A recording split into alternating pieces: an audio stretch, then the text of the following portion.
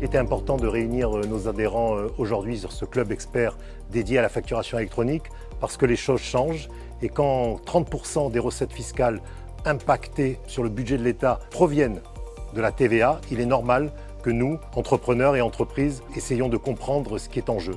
Donc c'est pour ça que j'ai demandé à Madame Brigand, la directrice régionale des finances publiques, d'être présente pour expliquer à l'ensemble de nos adhérents comment va être mis en place cette nouvelle mesure au siège de la BPMed et que je remercie de leur accueil.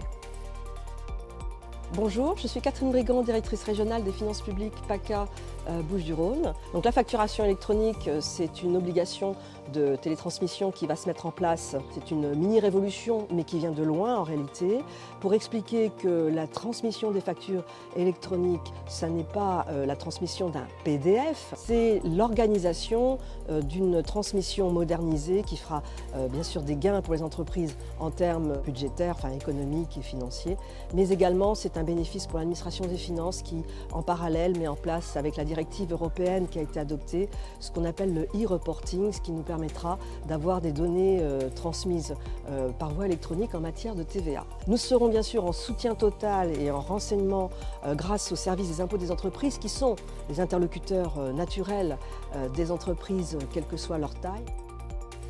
Je suis Elvire Tardivon-Lorizon, avocate associée au sein de Grant Thornton Société d'avocats. La réforme de la facturation électronique va entraîner de nombreux bouleversements au sein des entreprises. Cette réforme entrera en vigueur entre 2024 et 2026. Elle nécessitera l'obligation pour les entreprises d'envoyer leurs factures par voie désormais électronique et entraînera également l'obligation de transmettre des données fiscales et des données de facturation à l'administration. Cette obligation va entraîner de nombreux bénéfices pour les entreprises. Elle va permettre de sécuriser les données, raccourcir les délais de paiement, mais elle va également entraîner beaucoup d'obligations que les entreprises doivent anticiper dès aujourd'hui, car l'entrée dans la réforme, c'est au 1er juillet 2024.